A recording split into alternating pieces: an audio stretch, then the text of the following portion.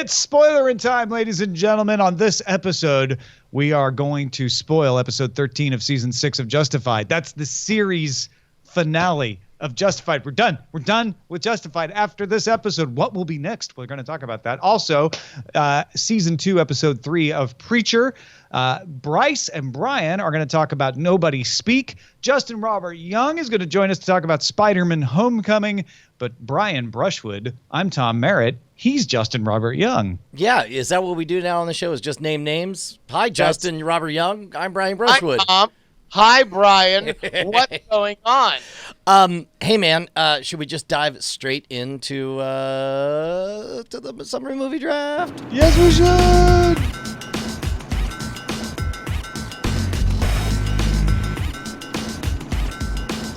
So, Spider-Man did really good. 117 million good. So I only panic when I see these things, Brian. What is the objective view of what this means for DTNS versus Big and Tall? I'll tell you what, I don't have a connection to the internet, so I'm going to read what's on the screen. Yes, okay, first of all, DTNS securely number one position. Big and Tall, let's see, the Boss Baby did really well, outpaced expectations. For a while, it was the number one buy in the whole game. Rough Night, who cares? Spider-Man, oh man, there ain't no way. They're like, it's all down to War for the Planet of the Apes. And if Spider-Man makes another $150 million, I don't see War for Planet of the Apes doing $250 million. You don't? I could see Big and Tall passing us, but I'm finishing in second. But I don't think it's got $400 million in whatever's left in Spider-Man plus War. Spider-Man could have $250 million left.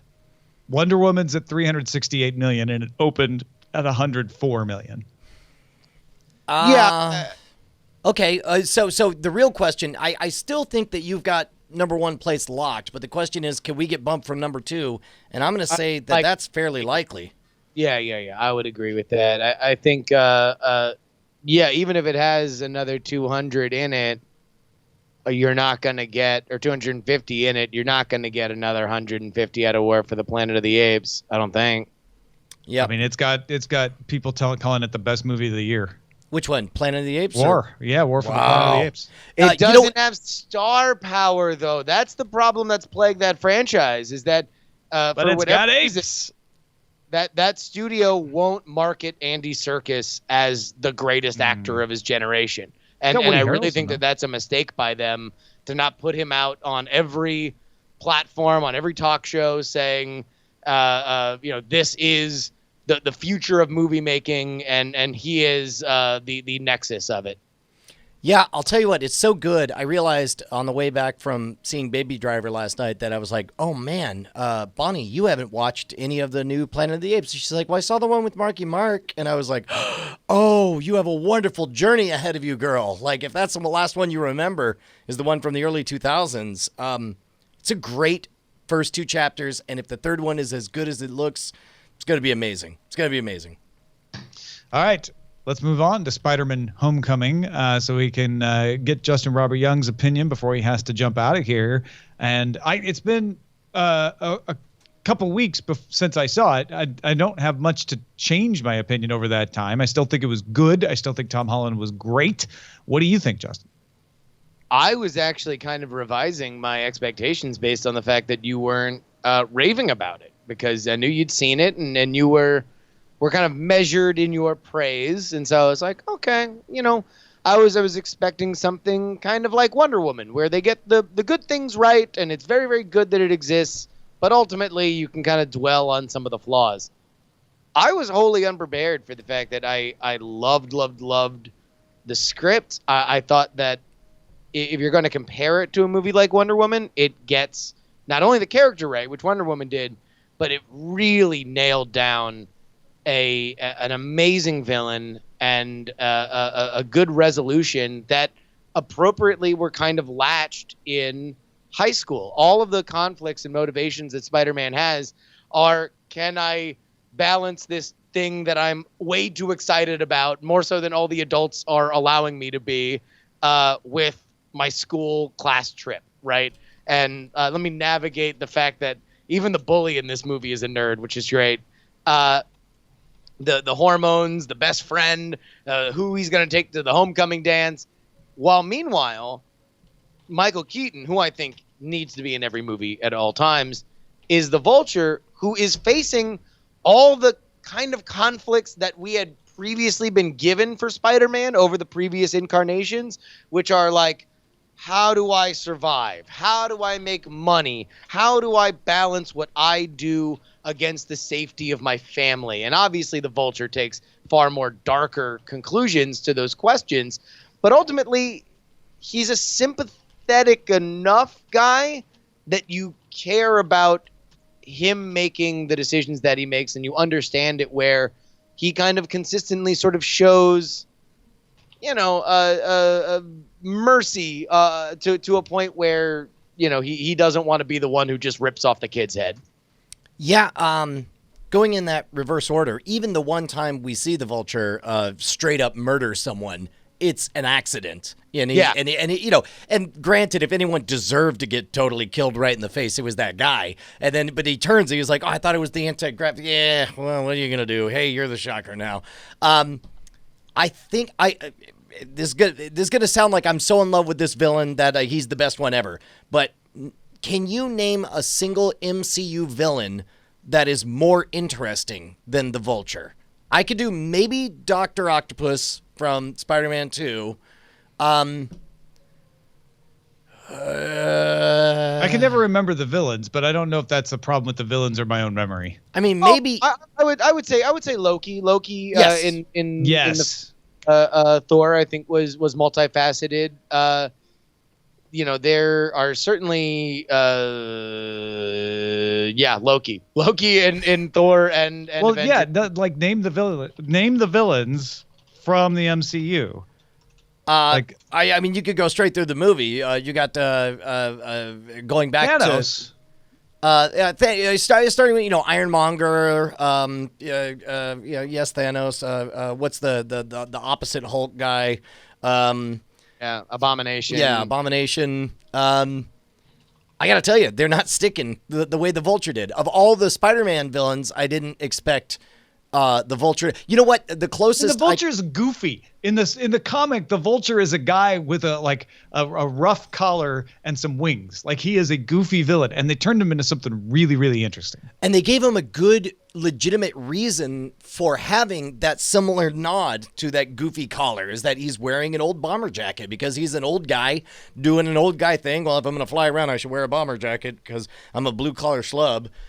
I kind of assumed, and also that was one of my favorite little subtexts of the movie, is that they never say it, but you get the sense that this is a union shop getting pulled off a job. And right. There's all these little elements of like, yeah, they're kind of crooked and they kind of know the underworld, and it's fairly simple for them to immediately plug themselves in as arms dealers.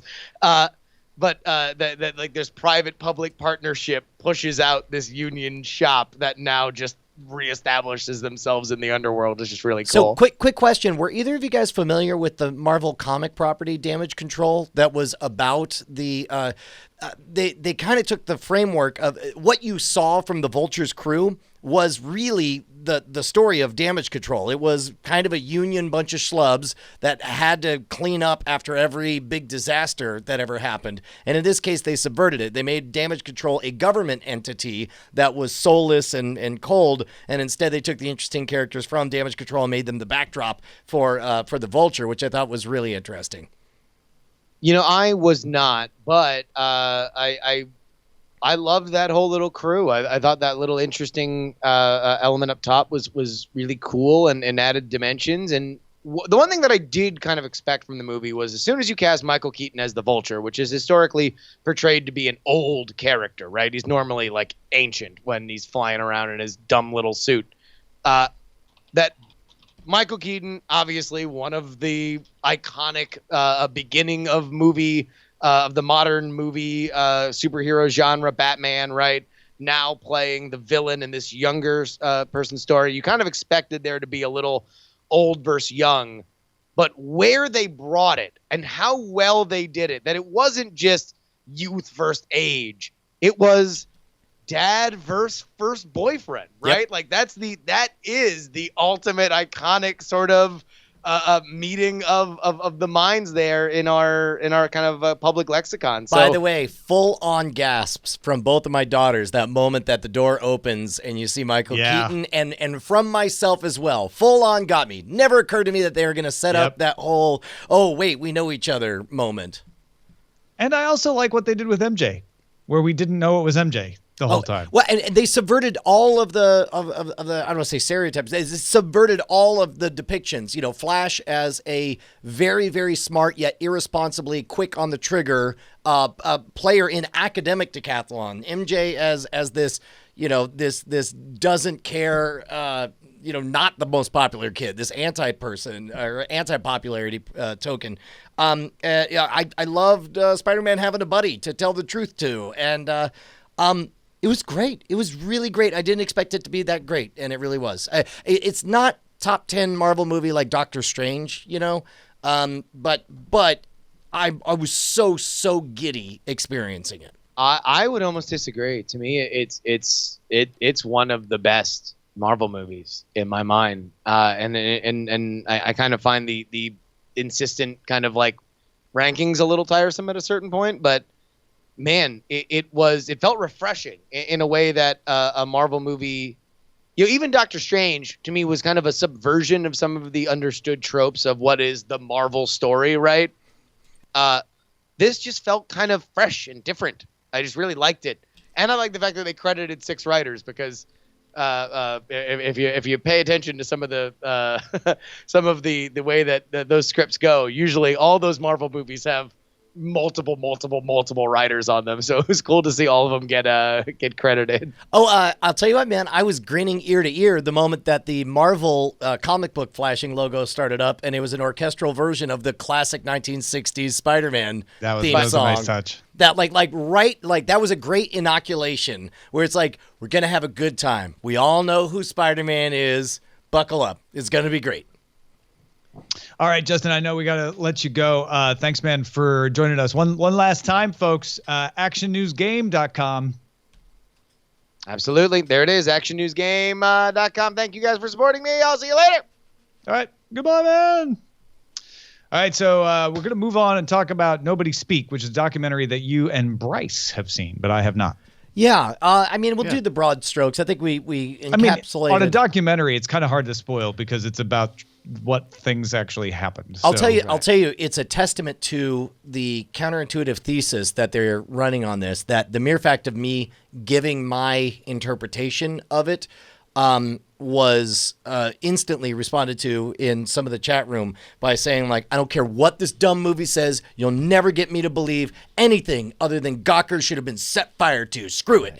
And then I ended up having to chat back. Hey, bro, double dog dare you. I'll bet you $3 you change. What I liked about what you mentioned on Cordkillers was you said that they don't just pick a side and then shove it in your face. They're like, hey, you should consider this. And you're like, hey, wait a minute. Well, maybe Gawker was wrong. And then they're like, but it had this effect. And it's showing you that an issue doesn't just have two sides. An issue is a complex thing that impacts a lot of different stuff. And right. Yeah, exactly. It's not just Gawker that got shut down. It's also Deadspin, which broke the Manti Te'o case. It's Jalopnik. It's Gizmodo. It's all. It affects a lot of different portions, a lot of different outlets, especially on the internet where columns are infinite.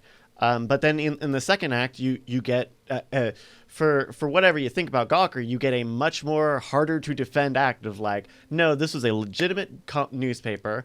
It was, like many markets in the world, in the country, probably one of the only few newspapers around. What was specifically the case? It felt to me like Act 1 was the ghost story. Like here's a genuinely bad entity that got what's coming to him. You're like, yeah, and then Act 2 is like, hey, I heard you cheer. Just to be clear, here's what you just bought and paid for. Yeah. You just bought and paid for a huge precedent in which a billionaire outspent someone out of vengeance to shut down news he did not like. And then at the middle of the second act, you're like, oh, I don't know, that's not so bad, is it? Well, how about this? Then here's a billionaire buying the publication, saying, here are 10 people you can't talk about anymore. and then you see that fall in the line, and then it's like, well, how bad could that be? And we're like, oh yeah, by the way, the guy who did it in bed with Trump, here's a collection of Trump talking about how he's going to shut down all media that doesn't say what he likes, that he's going to that he's going to change libel laws, yeah. and you can't say like he can't do it. You just watched it happen. You just spent a whole movie watching this is what it looks like to dismantle the free press, and it was abhorrent and shocking, and I was confused, and it was I don't think I'm taking anything away from your experience, Tom, knowing where this heads by the end. I think it makes a very compelling, interesting argument, and even if you end up disagreeing with the thesis at the end, I am very, very glad it exists, and I'm very, very glad that Netflix has it. It's just it what it poses is, I think, something that a very strong documented that really gets to your emotions on some level does. Of like, hey, here's a thing that you're probably out of your control, has already happened, and will probably happen again on a quieter level, and it's tough because you feel powerless. Like, I don't know what to do about any of this. I don't know what to do about a multi-billionaire who can pay to have and that's kind of the whole point, is we were never offered a vote one way or the other. Right. But they just told me a story and then told me a version of the story that has consequences that I'm like, oh, I don't like those consequences. Right. And you could even extrapolate on some level to outside of like select people who have individual, protectionist ideas, right? The billionaires that I mentioned in the documentary, but you could eventually somewhere down the line see like, oh, well, hey, doesn't Verizon own a bunch of outlets? Doesn't Comcast Universal own a bunch of digital outlets? And keep in mind, like you can disclose that every single article, but then at some point it's like, when I'm not trying to be scary and say it's going to be when, but and keep in mind, this movie does dip into some cheap shots or some easy pops would be a better way to put it. Sure. Like, I read Peter Thiel's book 0 to 1, which I thought was pretty good. They represent his libertarianism and his belief in seasteading as cuckoo bananas talk, but really all we're talking about is like, okay, the same laws that apply on a cruise ship. What if it was just tethered at all times and it was free, so you didn't have to work within existing legislation, and then it would be easier to set up free trade and so on. It's guilty of some cheap pops, but along the way still got me utterly convinced that there are some troubling implications over what I thought was an open and shut slam dunk case, and I think most of America did as well. Yeah, it's so tough, especially with the Gawker thing, because you can get into elements of, well, copyright, but also public interest, and I think that's something that kind of isn't necessarily in the public conversation of like how when you have a certain amount of power in a society, how much privacy do you have as a public figure, as a private figure, as Hulk Hogan, who in the trial says, well, that's the Hulk Hogan character. Me saying X, Y, and Z is separate from being, having a tape, though he went on, there are clips of him going on talk shows and talking about the sex tape and being very jovial about it. Well, he's like, well, I had to roll with it. I would never have chosen this hand, but that's what I was dealt, and the business I am. It's like Hulk Hogan cannot suddenly get butthurt over this. He's got to roll with it. So the character does, and it's miserable for me, and my hands shake, and it's truly awful. And no matter where you are on it or how convinced you are that where you are is right, I think every side would really gain something by seeing this collection of totally accurate facts in this order. Mm-hmm. Yeah. I don't know.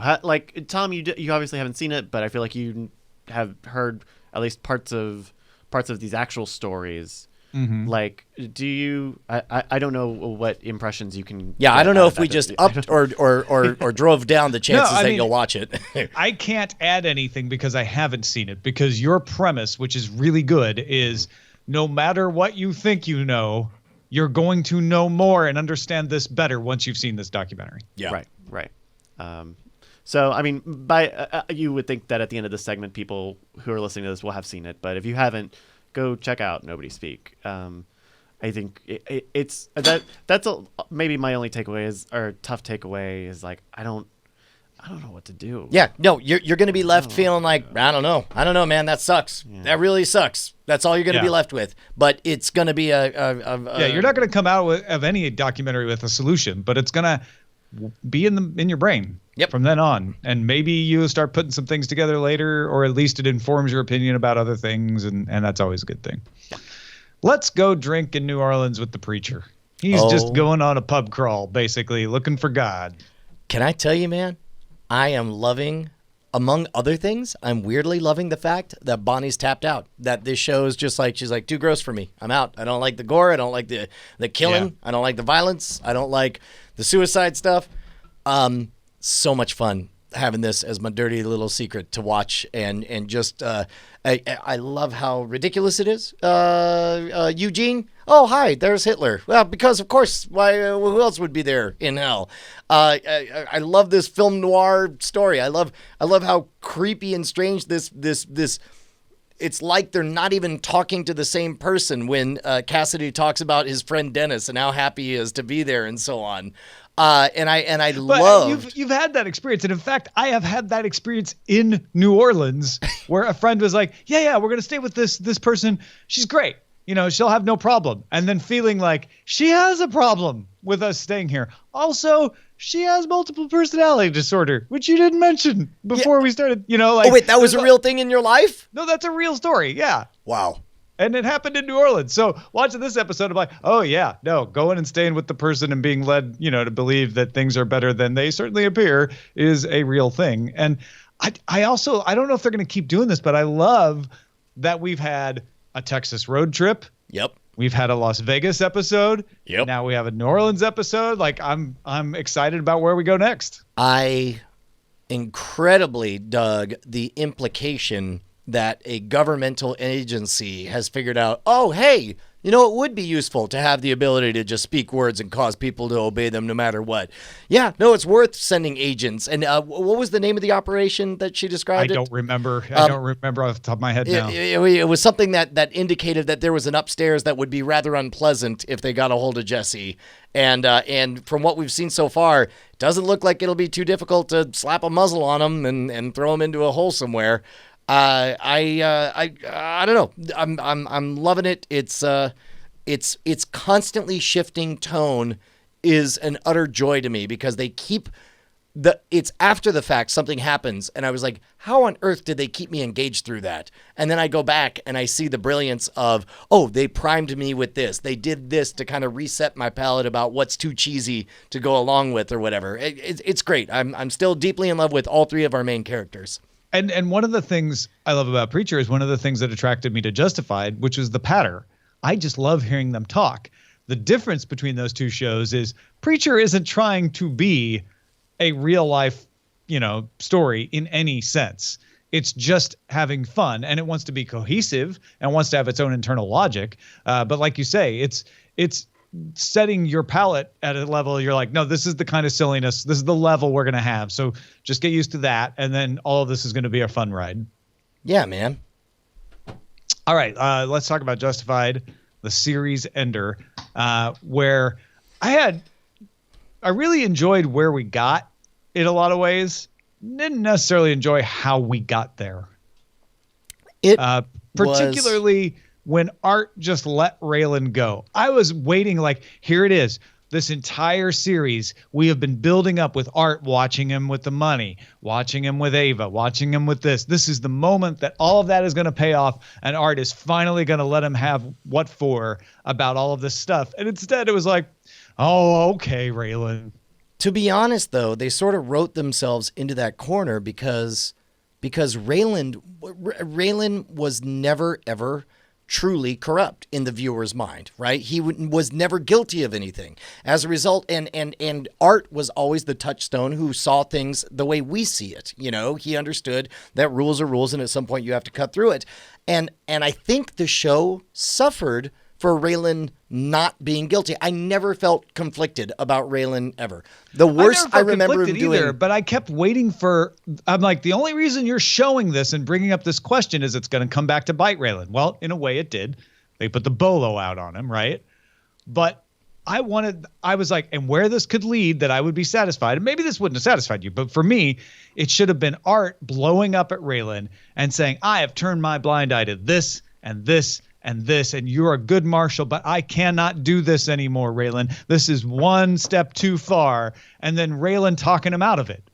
Or Raylan escaping or something. No, or better yet. You still have to have Raylan go, but I want Art to finally take a stand. And he didn't.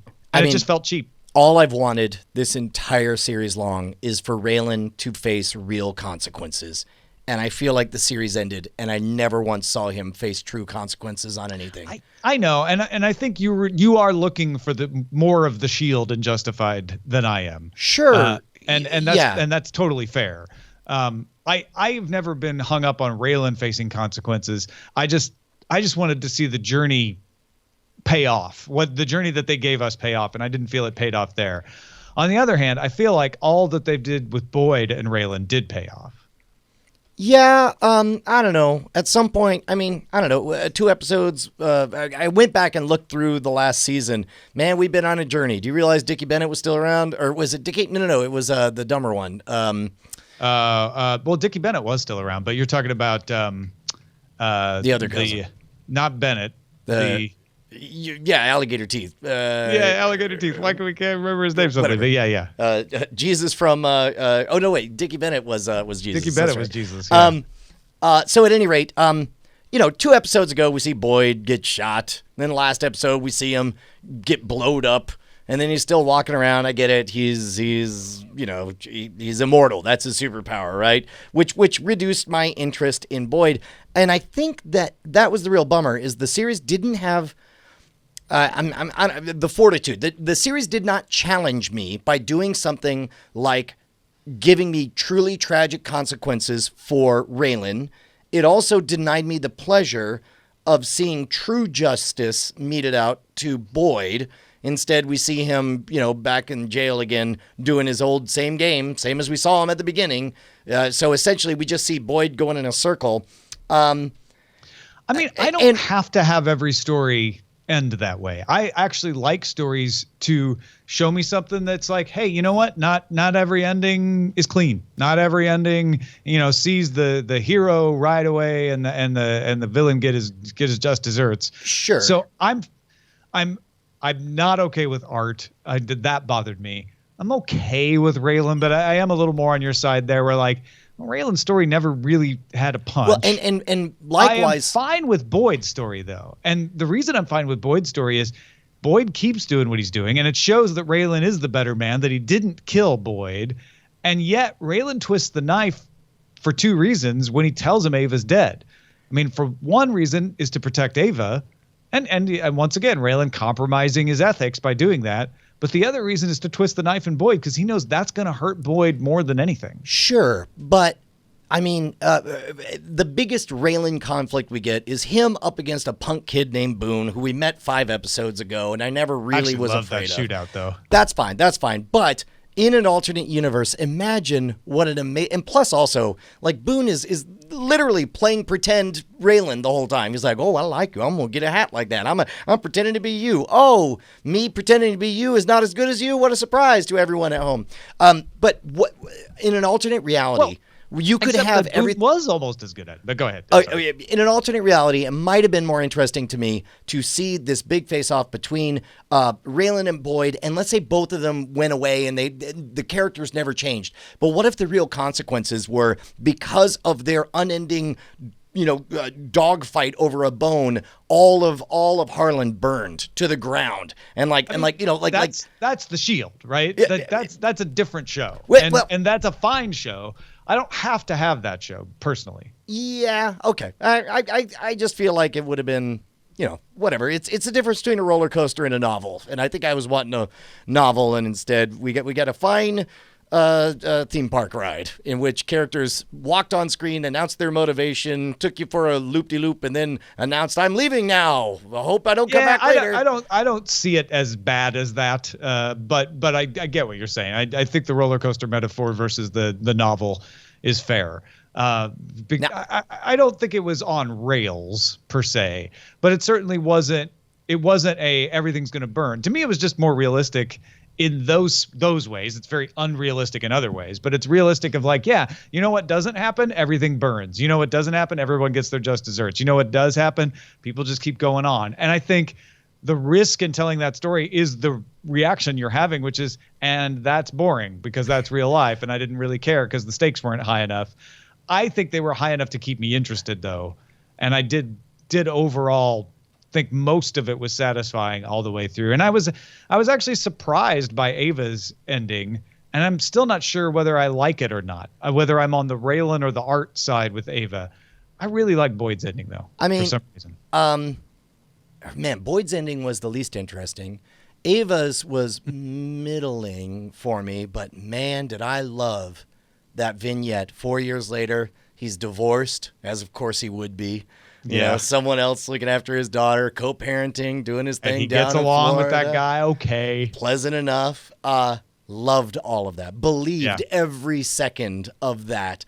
That and the leisurely pace, a good 15 minutes of just soaking in the life of all of that story behind us was so delightful for me. I loved it very, very much. And they told it so well without having to tell it. Yeah. Right? It was just the kid constantly going, "Daddy, Richard." Dad is like, okay, yep. Yeah. Like, I totally get what's going on here. Like, you had so much happen through action, not words. And I'll tell you what, man. The show began with an absolutely electric screen test between Boyd and Raylan. I'm assuming. I don't know the behind the scenes, but certainly what showed up on television was electric, and it ended with that two scenes with the two of them staring at each other. Those are some damn fine actors, the two of them, and I'm glad to see them just strut their stuff with that dual layer of knowing that he's calling Boyd off, but he's also breaking Boyd's heart intentionally. Yeah. Well, and there is that thread behind all of this that they never shoved in your face, that Boyd and Raylan have a bond that's not the predator-prey bond. It's not the martial-criminal bond. They have that bond too, but they have a bond deeper than that because they dug coal together. And I like that was not always thrown in your face. A couple times it was, but that ends up being the fundamental relationship between them, despite and separate from everything. Agreed, man. Thank you to everybody who suggested that we jump in on this whole thing. It has been a very, very worthy journey, and I hope nobody will be too sorry about the parts I didn't care for. But I'm very, very happy that I invested and watched the entire thing. Tandagosa says Breaking Boyd should be the spin-off series. Better call Art. Better call Rachel. Rachel. What did you think about the weird stylistic thing where they went a little Fargo, where they kept replaying the same scene with different people being the ones to get Ava out, and it ended up being like, but I think it was Wynn Duffy. Yeah, that was a weird style choice. That was very unjustified, in my opinion. All right, that's the one. That's the one I let you get away with. That's it. Thank you to everybody who's voted on our next show. Which one? I guess we won't know until next week. We don't know. So the Spoilerin time votes are still coming in. The finale is between Firefly and Deadwood. Someone asked if we would make sure to watch Serenity if Firefly wins, and I think we're both cool with that. Yeah. So consider that part of the package. But you have until July 15th, Saturday, at noon Eastern time to vote. That's when we will declare a winner. I think you'll be able to vote after that, but we won't pay attention to those votes because we'll need to be able to watch whichever one wins for the Monday Spoilerin time next week. I'm with Tantagas in the chat. Whichever one wins, they should be fun. I think that I'm really excited about either one of these. Whoever loses, we win. That's right. You sound like a profiteer. Oh, your rage will make us money. We're Gawker 2, the Revenge of the Gawkening. Thanks, everybody, for watching and supporting us at patreon.com/Cordkillers. We'll see you later.